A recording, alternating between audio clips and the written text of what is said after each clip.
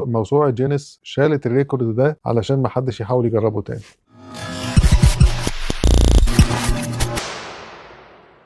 تخيل كده ان في حباية لو اخدتها كل يوم ذكائك هيزيد، الذاكرة بتاعتك هتبقى احسن، وشك هينور، مناعتك هتبقى اقوى، وصحتك العامة هتبقى احلى بكتير. الحباية دي هي النوم الصحي لمدة 8 ساعات يوميا. احنا بقينا للأسف عايشين في وقت السهر هو اللي طاغي على الموضوع، معظمنا بيسهر كتير ونومنا بقى قليل، وكتير مننا كمان بينام نوم متقطع، هينام شوية صغيرين كده بالليل ساعتين 3 وقبل ما يروح الشغل كده ساعتين، خصوصا ان مواعيد الشغل بتاعتنا كلها دلوقتي متلخبطه. طالب راندي جاردنر 17 سنه 1964 قرر ان هو يتحدى الطبيعه ويفضل صاحي لمده 11 يوم عشان يثبت لنفسه ان النوم ده مش حاجه اساسيه، وان احنا نقدر نعيش من غير ما ننام. طبعا الموضوع ده ما اتعملش كده، اتعمل تحت اشراف استاذ من جامعه ستانفورد بروفيسور دينامايت. اول يوم عدى تعب، ما نامش فتعبان. جه اليوم الثاني بدا يفقد قدرته على التركيز، وكذلك اليوم الثالث. جه اليوم الرابع بدات الهلاوس، بدأ يشوف اليافط اللي موجودة في الشارع على إنها ناس، ابتدى يتخيل نفسه لاعب مشهور وهو أصلا ولا لاعب ولا حاجة.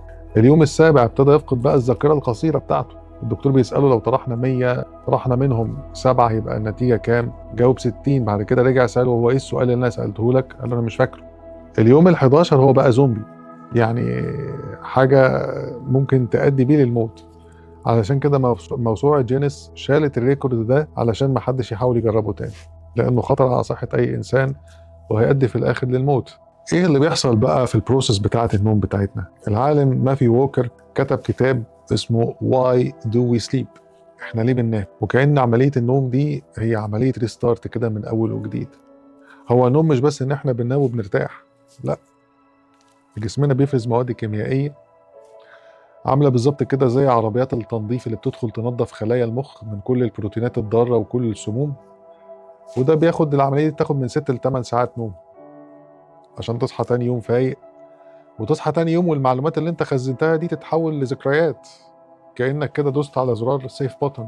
النوم نعمة من ربنا سبحانه وتعالى علينا، بس احنا للأسف بقينا في عصر بنحب السهر، وفي مننا كتير من كتر ما بيشتغلوا ومرهقين ومشغولين في الحياة لك مش لازم انام دلوقتي، انام بعدين. بس ده في الحقيقة غلط. احنا فعلا محتاجين ننام عشان نرتاح، وعشان مخنا ينضف، وعشان ما نصابش بعد كده بقى بشيخوخه وزهايمر. تجربتي انا الشخصيه في موضوع النوم ده، انا عندي ازمه شويه زي ناس كتير في الحكايه دي. حته النوم بالليل دي مش وارده قوي. انا من كتر ما اشتغلت في جراحه العظام، ومن كتر ما كنت بقعد في الطوارئ، فكنت دايما بسهر بالليل في الطوارئ، ومعظم حالات الكسور والحوادث كانت بتيجي بالليل. وكنت كل ما احاول اطلع سكن الاطباء ارتاح شويه بالليل، الساعه 1 2 بالليل نفسي انام، اول ما احط دماغي على المخده الاقي تليفوني بيرن، الحق انزل في حاله طوارئ، فاصحى مش موزون بس انزل اشتغل. فبقيت احس ان انا لما هاجي انام بالليل ان في حد هيندهلي، في حاجه مستنياني المفروض اعملها، في حد هيكلمني يقول لي الحقني. فبقى حته النوم عندي دي دايما بالليل قليله جدا. في الاخر احنا لازم نحافظ على نومنا عشان نحافظ على عقولنا وعلى مناعتنا وصحتنا. من اكتر الحاجات اللي ممكن نعملها عشان نحافظ على النوم بتاعنا هو الظلام الدامس للاوضه اللي احنا هننام فيها. مفيش موبايلز، مفيش انوار للتلفزيونات ولا التابلتس اتليست قبل النوم بساعه. رقم 2، لو احنا في الحر درجه حراره الاوضه بقى لازم تكون بارده عشان تدخل في النوم العميق بسرعه. رقم 3 وده الاهم، هو ان احنا بنشرب كميه كافيين في اليوم من الممكن انها تاثر على نومنا. يعني اعتقد ان هو الوقت بتاع العصر ده كفايه قوي عليه القهوه والنسكافيه والكابتشينو. بالليل بقى مشروبات عاديه خفيفه كده بسيطه، يعني عشان نقدر ننام بالليل. النوم هو فعلا حل مثالي علشان خاطر نهدى والتوتر اللي عندنا يقل من كتر ضغط الحياه. رايكم بقى نعمل تحدي الاسبوع ده بقى لاسبوع واحد، ان انت تنام كل يوم 8 ساعات، وشوف الفرق في تركيزك وصحتك هيبقى عامل ازاي. لو عرفتوا تعملوا كده قولوا لي، ولو انا عرفت اعمل كده انا برضو هقول لكم ان شاء الله.